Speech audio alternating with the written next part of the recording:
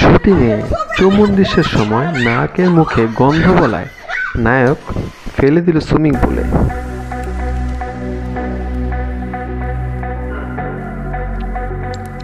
তারপর নায়িকা রাগে তার প্যান্টি খুলে ছুঁড়ে মারল নায়কের দিকে।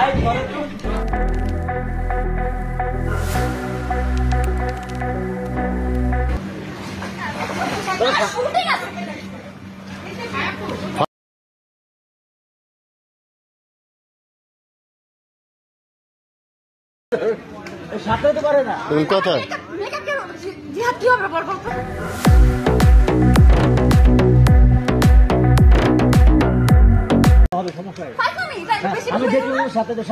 না, এগুলো সবসময় দুষ্টমি ঠিক না।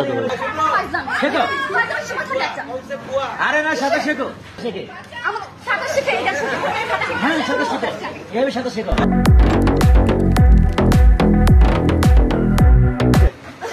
আইসা দিছে, আইসা দিছে।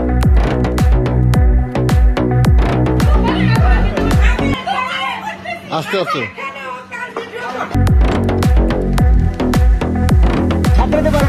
এরকম দুষ্টমি করলেন কি জন্য ভাই? এটা তো ফাইল আমি না, আমরা শুট করবো কিভাবে?